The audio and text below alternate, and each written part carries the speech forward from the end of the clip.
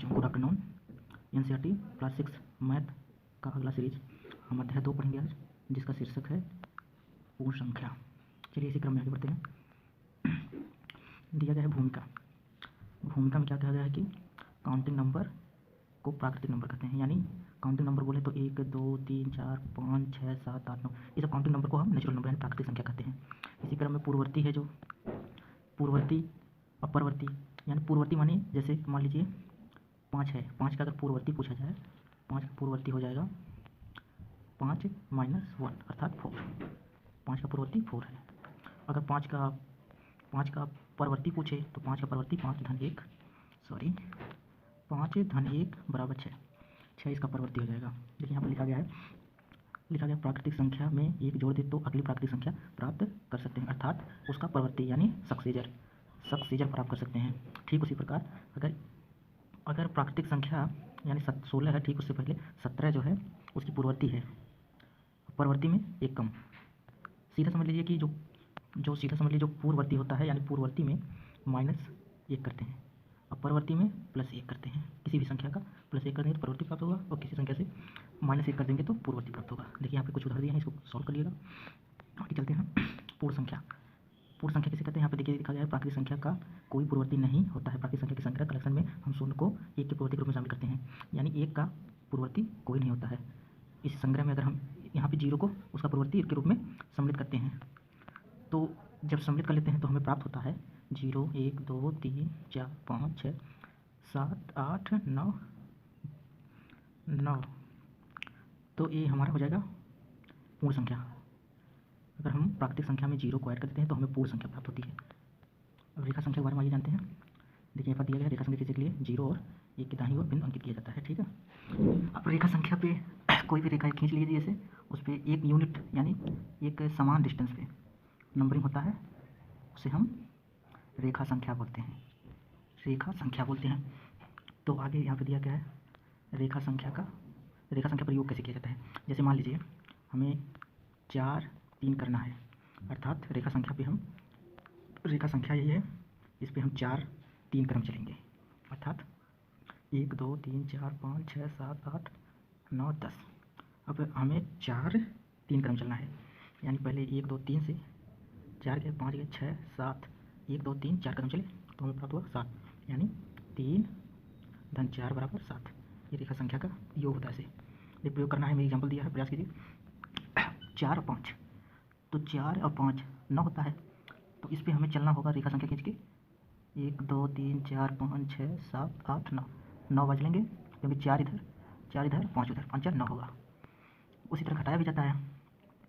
अगर हम देख लीजिए घटाना में, अगर मान लीजिए कोई रेखा संख्या है, तो रेखा संख्या पे अगर हम मान लीजिए यहाँ पे 5 तक लेते हैं, 5 यूनिट 1 2 3 4 5, तो 5 यूनिट लेते हैं, तो इसमें से हमें घटाना है 5 में से 3 घटाना है। तो 5 में से 3 घटाना है, तो उसके लिए हम यहाँ से चलेंगे। कहाँ से? यहाँ से। तो हमें 3 घटाना, 1 2 3, 5 से 3 घटाएंगे तो कोई यूनिट बचेगा 1 2।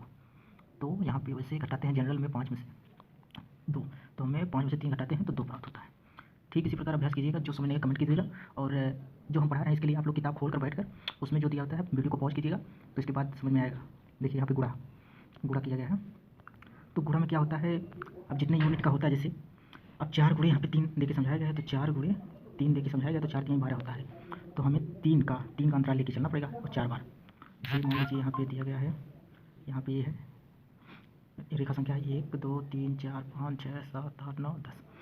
अब हमें गुणा करना है 2 गुणे 5 करना है, तो हमें 1 2 3 4 5 6 7 8 9 10। तो हमें 2 का लेके पेयर चलना पड़ेगा। 2 का पेयर बोले तो यहाँ से 1 यूनिट 2 दूना, यहाँ से चलेंगे 2 पे, ये यहाँ से 2 2 दूना 4 2 3 6 2 चौक 8 2 5 10, यानी 1 2 3 4 5 इस तरह दर्शाया जाता है। और देखिए यहाँ पे अभ्यास करने के लिए दिया गया है, यहाँ पर कहा गया है अभ्यास के लिए दिया गया है, जैसे 2 गुणे 6 है, तो एक रेखा यहाँ पे हो जाएगा रेखा संख्या 0 से स्टार्ट होगा 1 2 3 4 5 6 7 8 9 10 11 12। तो हमें 2 का चलना है, तो यहाँ से स्टार्ट करेंगे 2 2 दूना 4, ठीक है, 2 2 दूना 4 2 3 6 2 चौक 8 2 5 2 छक्का 12, 1 2 3 4 5 6 यूनिट बढ़ाना पड़ेगा। ठीक है, उसी बार प्रश्न देखिए क्या कहा। तो अगली 3 प्राकृतिक संख्याएं लिखना है। तो प्राकृतिक संख्या जानते हैं कैसे चलता है। प्राकृतिक संख्या 1 2 3 4 5 6 7 8 9 कैसे चलता है 100 1। तो प्राकृतिक संख्या इसकी 3 प्राकृतिक संख्या लिखना, एक जोड़ दीजिए इसमें, और 3 पूर्ण संख्या लिखना है। तो पूर्ण संख्या में हो जाएगा जो बराबर कट जाए। छोटी संख्या, परवर्ती देखिए पूर्ववर्ती, एक योग में देना है। तो ये सब करिएगा अभ्यास, जो नहीं आएगा कमेंट कीजिए, बताएंगे हम। आगे चलते हैं। पूर्ण संख्याओं का गुणा देखिए यहाँ पे दिया गया है। पूर्ण संख्या में गुणा कैसे किया जाता है यहाँ पे समझाया गया है। तो पूर्ण संख्या का जो गुणा होता है यहाँ पर बढ़िया समझाया गया है, देख लीजिए। 7 धन 8 बराबर 15, ठीक है। इसको करिएगा समृद्ध क्लोज प्रॉपर्टी, यानी क्लोजर प्रॉपर्टी किसे कहते हैं। क्या पूर्ण संख्या गुणा के अंतर्गत समृद्ध है, आप इसकी जांच कीजिए। और उनके गुणन इस प्रकार करते हैं, देखिए 8 7 56 एक पूर्ण है, 8 5 25 एक पूर्ण संख्या है, 0 गुणे 15 एक पूर्ण संख्या है। तो पूर्ण संख्या है, इसी प्रकार देखिए कहा गया है इसमें पूर्ण संख्याएं योग के अंतर्गत तथा गुणा के अंतर्गत समृद्ध होती हैं। चर्चा कीजिए, इस उदाहरण को कीजिएगा। यहाँ पर देखिए समझाया गया है कि ये जो भाग होती है, भाग शून्य द्वारा विभाजित की जाती है। अब जैसे देखिए शून्य जिसमें प्राप्त हो जाएगा वो भाग कंप्लीट मानी जाएगी। देखिए 8 में 2 से भाग दिया जा रहा है, तो 8 में से 2 को बराबर घटाया जाएगा जब तक शून्य न प्राप्त हो। मतलब 8 में से 2 घटाइए, ऐसे कि शून्य है या तो 2 से कोई छोटी राशि आए, तब भाग को विभाजित मानी जाएगी। इसी प्रकार ये भी है, देख लीजिए। योग गुणा की क्रम विनिमय यानी कम्युटेटिव ला। क्रम विनिमय का मतलब ये होता है, अब 3 की जगह 5, 5 की जगह 3 कर देंगे, उलट देंगे, उसी को कम्युटेटिव ला बोलते हैं। योग गुणा की क्रम विनिमयता, हिंदी में क्रम विनिमयता बोलते हैं। इसको पढ़िएगा आप। 2 पूर्ण संख्याओं को किसी भी क्रम में जोड़ सकते हैं, 2 पूर्ण संख्याओं को किसी भी क्रम में। अब पूर्ण संख्या का बात किया है तो पूर्ण संख्या मान लीजिए, पूर्ण संख्या 5 धन 5 बराबर 10 आएगा। अगर इस 5 को यहाँ लिख दें, इस 5 को यहाँ लिखें तब भी 10 आएगा। इसका करने का मतलब ये भी है कि 2 पूर्ण संख्याओं को किसी भी क्रम में जोड़ा जा सकता है। 2 पूर्ण संख्याओं को किसी भी क्रम में गुणा कर सकते हैं। अब जैसे 2 पूर्ण संख्या 2 है, गुणे 2 बराबर 4 आएगा, या फिर ये 2 इधर कर दिए 2 तब भी 4 आएगा। तो ये 2 पूर्ण संख्याओं को किसी भी क्रम में, यानी अगर मान लो 3 गुणे 2 है, 3 गुणे 2 तो बराबर 6 है, 2 गुणे 3 तब भी 6 है। तो इसी कहने का मतलब यही है। देखिए पूर्ण संख्याओं के लिए योग और गुणा दोनों ही क्रय विनिमय होती हैं, क्रय विनिमय है। जांच करने के लिए कुछ कर दिया है, योग और गुणा की सचरता दिया गया। तो खेलिए और सीखिए। देखिए इसमें दिया कुछ समय क्या, आप 1 से 10 तक में से कोई संख्या बोलिए और आप उसका मित्र संख्या में 1 से 10 तक कोई भी संख्या जोड़ता है, उसके बाद उसकी बारी, आप बारी से दोनों खेलिए। जो पहले 100 तक पहुंचाता है वही जीतेगा। तो यदि आप सदैव जीतना चाहते हैं तो कोई युक्ति का योजना सोचिए।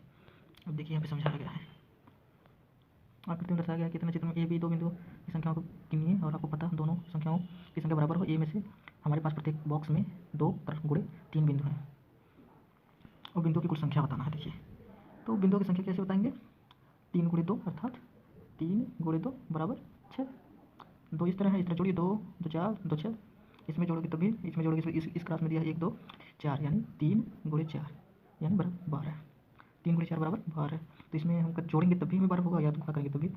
3 को 3, 3 6, 3 चौक 12, 3 चौक 12, 3 5 15, 3 3 6 3 का 9, 3 चौक 12। और दोनों को जोड़ देंगे तो 12 24 प्राप्त होगा हमें। ठीक, उसी प्रकार आगे देखिए, यह पूर्ण संख्याओं के गुणन का सहचारी या सहचर गुणा कहलाता है। सहचर का मतलब होता है, जैसे मान लीजिए 2 गुणे 5 गुणे 7। अब कह दिया जाए सहचर विधि से दोनों का योग गुणा निकालिए, तो सहचर विधि यहाँ से योग लगा दीजिए, तो यहाँ गुणा, तो 5 7 5 12 इसका आंसर 24 होगा। और या फिर सहचर में इस पर भी लगा सकते हैं, सहचर में ये लगा दीजिए, यहाँ से हो जाएगी सहचर हो गया 5 2 10 धन 7 बराबर 17। इसी प्रकार होता है सहचर कॉम्बिनेशन। देखिए उदाहरण दिया, प्रयास कीजिए। अब प्रयास करने का मतलब ये है ना, इसमें सहचर नियम लगाना है दोनों विधियों से ज्ञात कीजिए।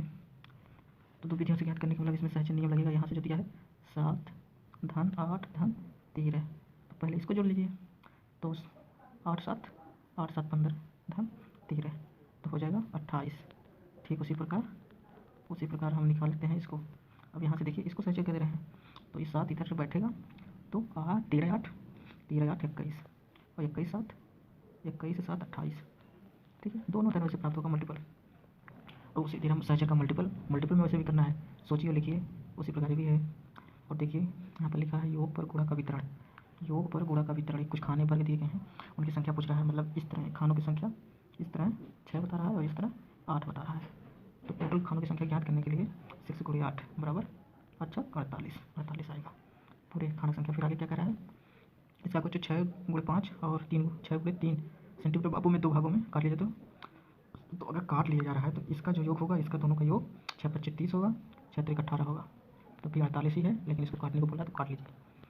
अब देखिए यहाँ पे समझाया गया है, तो दोनों भागों में मिलाकर कितने वर्ग हैं, तो वही बात है, इसका हो जाएगा 30, इसका हो जाएगा 18, यानी 30 और 18, 30 18 समझ लो 48 है, तो 48 आएगा, वही बात हुई।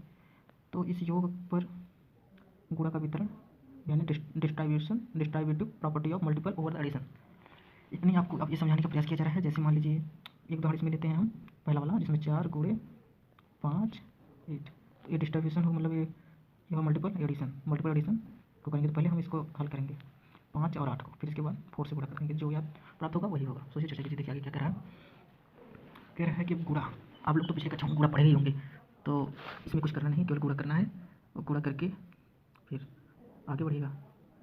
इसमें गुणा कभी समझाएगा, जैसे मान लीजिए आपको 425 दिया है और 136 से गुणा करना है, तो इसमें दिया है कि 6 से पहले करिए, इकाई से गुणा, फिर दहाई से गुणा, फिर 100 से गुणा। ठीक है, शायद आप लोगों ने पढ़ा होगा पहले कक्षाओं में, गुणा बहुत आसान है। देखिए इसमें क्या कर रहा है, एक स्कूल की कैंटीन में प्रतिदिन लंच के लिए 20 रुपये, यानी लंच के लिए 20 रुपये और दूध के लिए, मिल्क के लिए 4 रुपये लेते हैं। इन दिन मदों में 5 दिनों में स्कूल 5 दिनों में कुल कितना व्यय करते हैं। तो आपको पता है कि लंच के लिए 20 रुपये और मिल्क के लिए 4 रुपये, टोटल हो गए 24 रुपये। अभी कह रहा है 5 दिन में, तो 5 दिन होने, अब इसको 24 को 24 गुणे 24 गुणे 24 24 धन 24 5 नहीं है, जोड़ दो, या 5 से 24 में गुणा कर दो, तो हो जाएगा 5 चौक का 20 की 0, 2 हासिल, 5 दूना 10, 10 2 12, 120 रुपये। तो देखिए यहाँ पे समझाया गया है, देखिए आंसर 120 रुपये लागत है। उसी प्रकार से देखिए विवरण दिखा है, विवरण को गुण का प्रयोग करते हुए इसको करिए, तो ये भी कर सकते हैं, इसमें भी निकाल सकते हैं। वितरण डिस्ट्रीब्यूशन गुणा का प्रयोग करना है, तो इसमें सबसे आसान देखिए उदाहरण के लिए हम ले रहे हैं, पहला वाला ऑप्शन जो दिया गया है 15 गुणे 68, तो इसको डिस्ट्रीब्यूट यानी वितरण करना है पहले, तो 15 गुणे 60 धन 8, इस तरह भी कर सकते हैं। तो इस तरह करने से फिर डिस्ट्रीब्यूट हो गया, फिर इसके बाद फिर भी वही बात हुई, गुणा कर लीजिए तो फिर पहले जोड़ लीजिए। तो इसी तरह है तत्सामक अवयव योग और गुणा के लिए देखो समझाया गया है। इसमें दिया गया है कि 7 धन जोड़ने पर इतना होता है, इतना होता है 26 होगा। तो इसमें कुछ रहा है आइडेंटिटी एलिमेंट या एडिटिव आइडेंटिटी, तो आइडेंटिटी एलिमेंट और एडिटिव आइडेंटिटी, इसको पढ़िएगा। भूमिका में क्या क्या समझाइए, वही थी बात कही गई है। और संक्रिया में कहा था 536, इस भूमिका मल्टीपल आइडेंटिटी, यानी जो मल्टीपल आइडेंटिटी यही है, 5 कई बार है, ठीक है, और यही है बात। प्रश्नावली कर लीजिएगा, जिसमें क्या है उपरोक्त क्रम में योग ज्ञात कीजिए, वही योग करना है, कुल सभी को जोड़ दीजिएगा, उस क्रम में गुणनफल ज्ञात कीजिए, गुणनफल ज्ञात कर सकते हैं, ये सब तो आसान है, आप लोग कर सकते हैं। अब देखिए ये समझाया गया है कि किसी टैक्सी ड्राइवर ने अपनी गाड़ी की पेट्रोल टंकी में सोमवार को 40 लीटर पेट्रोल भरवाया, अगले दिन उसने टंकी में 50 लीटर पेट्रोल भरवाया। यदि पेट्रोल पर मूल्य 44 पैसे प्रति लीटर था, तो उसने कितने का, तो इसमें क्या करना है आपको, देखिए पहले जोड़ लीजिए, पहले दिन कितने भरवाया 50 लीटर, ठीक है, पहले 40 लीटर भरवाया, तो 40 धन 50 यानी 5 9, तो 5 9 लीटर क्या हो रहा है पेट्रोल, 90 लीटर पेट्रोल भरवाया। तो इसने कहा कि 44 रुपये प्रति लीटर है, तो इसमें 44 से गुणा कर देंगे तो आंसर आ जाएगा। पूर्ण संख्याओं में प्रतिरूप, ये पूर्ण संख्याओं में प्रतिरूप की बात कर रहा है। संख्या तो किस प्रकार दर्शाया जा सकता है, ठीक है, ये प्रतिरूप होता है। अब जैसे हमें 5 दर्शाना है या 3 दर्शाना है, 3 को हम इस तरह भी लिख सकते हैं, मतलब ये पॉइंट में 1 2 3 इस तरह भी लिख सकते हैं। 9 को देखिए यहाँ पे लिखा दर्शाया, ये प्रतिरूप है। संख्या, रेखा, आयत, वर्ग, त्रिभुज।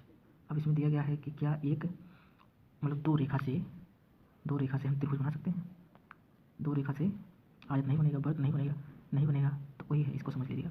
ये प्रयास करने के लिए दिया है, कौन सी संख्या केवल रेखा के रूप में दर्शाई जा सकती है, कौन सी संख्या, तो दोनों संख्या हो सकती है, एक इंटीजर भी दर्शा सकते हैं रेखा के रूप में, लेकिन हालांकि आप लोगों को नेचुरल नंबर बनाना आएगा, तो नेचुरल नंबर एक संख्या रेखा दर्शाया जा सकता है।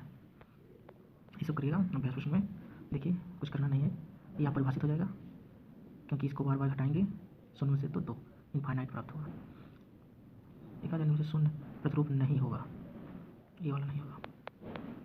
हमने क्या चर्चा की, देखिए पूरे पाठ का सार दिया गया कि हमने क्या चर्चा की। जिसमें पहला दिया गया है कि संख्या, इसमें दिया गया संख्याएँ 1 2 3 जिनका प्रयोग हम गिनने के लिए करते हैं प्राकृतिक संख्या कहते हैं। यदि आप किसी प्राकृतिक संख्या में 1 जोड़ते हैं तो आपको इसका परवर्ती यानी अर्थात अगली संख्या मिलती है। यदि किसी प्राकृतिक संख्या में से 1 घटाते हैं तो उसका पूर्ववर्ती संख्या यानी पीछे वाली संख्या प्राप्त होती है। और क्या प्रति प्राकृतिक संख्या पर परवर्ती होता है, 1 को छोड़कर प्रति प्राकृतिक संख्या का एक पूर्ववर्ती होता है। अगर 1 को छोड़ते हैं तो सभी संख्याओं का एक पूर्ववर्ती प्राप्त होगा। और आगे क्या करें, यदि प्राकृतिक संख्याओं को के संग्रह में हम संख्या 0 जोड़ते हैं तो हम पूर्ण संख्या का संग्रह प्राप्त होता है। इस प्रकार संख्या कह रहा है कि अगर हम प्राकृतिक संख्या हम लोग जानते हैं नेचुरल नंबर को 1 2 3 4 5 6 7 से दर्शाते हैं। अगर इसी में हम 0 1 2 3 4 5 6 7 8 करें तो ये हमें पूर्ण संख्या प्राप्त होती है। ये बात कहा जाए। और क्या कह रहा है कि प्रत्येक पूर्ण संख्या पर एक प्रवृत्ति होता है, शून्य को छोड़कर प्रत्येक पूर्ण संख्या का एक पूर्ववर्ती होता है। प्रत्येक पूर्ण संख्या पर एक प्रवृत्ति होता है, शून्य को छोड़कर। ये सेगमेंट पढ़िएगा, बहुत इंपॉर्टेंट। सभी प्राकृतिक संख्या पूर्ण संख्याएं भी हैं, सभी प्राकृतिक संख्याएं पूर्ण संख्या हैं, लेकिन सभी पूर्ण संख्याएं प्राकृतिक संख्या नहीं है। ठीक है, इसमें कह रहा है कि सभी प्राकृतिक संख्या, यहाँ पर प्राकृतिक संख्या पूर्ण संख्या है, लेकिन पूर्ण संख्याएं सभी पूर्ण संख्या प्राकृतिक संख्या नहीं है। ठीक है, सभी प्राकृतिक संख्या पूर्ण संख्या है, लेकिन सभी पूर्ण संख्या प्राकृतिक संख्या नहीं है। हम एक रेखा लेते हैं जिस पर बिंदु अंकित करते हैं, जिससे 0 से नंबर करते हैं, फिर उसके हम 0 के दाईं ओर समान दूरी पर अंकित बिंदु अंकित करते हुए क्रम से 1 2 3 4 5 अंकित, इस प्रकार एक रेखा प्राप्त होती है जिस पर पूर्ण संख्याओं को दर्शाया जाता है। हम इस संख्या रेखा पर आसानी से संख्याओं का जोड़, अवकलन, गुणा और भाग इसी संक्रियाएं कर सकते हैं। तो बात सकते हैं हमने किया पीछे, संख्याएं रेखा पर दाईं ओर चलने पर संगत योग प्राप्त होता है। संख्या रेखा के अगर दाईं ओर चल रहे हैं तो हमें संगत योग, अर्थात इसका कहने का तात्पर्य है, जैसे ये संख्या रेखा हो गया, ये 0 हो गया, ये यूनिट पर है 1 1 2 3 4, तो इसका कहने वाला संगत यानी दाहिनी ओर चलने पर हमें संगत योग होता है। जैसे हमने 0 चला, जैसे 0 से चला 1 पे, तो 1 से चला 2 पे, 2 से 3, 3 से 4 5 6 7 8, तो हमें यहाँ से 1 जुड़ा, फिर समान योग, तो 1 1 जुड़ते जुड़ते ये संगत समान कदम दूरी पर चल रहे हैं। ठीक है, दो पूर्ण संख्याओं का योग हमेशा एक पूर्ण संख्या ही होगा। इस प्रकार दो पूर्ण संख्याओं का गुणनफल हमेशा एक पूर्ण संख्या होता है। हम कहते हैं कि पूर्ण संख्याएं योग और गुणनफल के अंतर्गत क्लोज्ड, जबकि पूर्ण संख्याएं अवकलन यानी घटाना और विभाजन यानी भाग के अंतर्गत समृद्ध नहीं है। ठीक है, पूर्ण संख्या के बारे में कहा गया है कि क्लोज्ड होते हैं, लेकिन पूर्ण संख्याएं घटाना और भाग के अंतर्गत समृद्ध यानी क्लोज नहीं है। शून्य से अगर भाग देते हैं तो परिभाषित नहीं होता है। शून्य को पूर्ण संख्याओं के योग के लिए तत्समक अवयव आइडेंटिटी कहते हैं। पूर्ण संख्या 1 को पूर्ण संख्या के गुणन के लिए तत्समक कहते हैं। तो ये सब हम आप लोगों को पढ़ाएं, आप लोग ध्यान से इसको पढ़िएगा, जो समझ में आए उसे कमेंट कीजिए, हम जरूर बताएंगे। धन्यवाद, thank you for watching video, नमस्कार।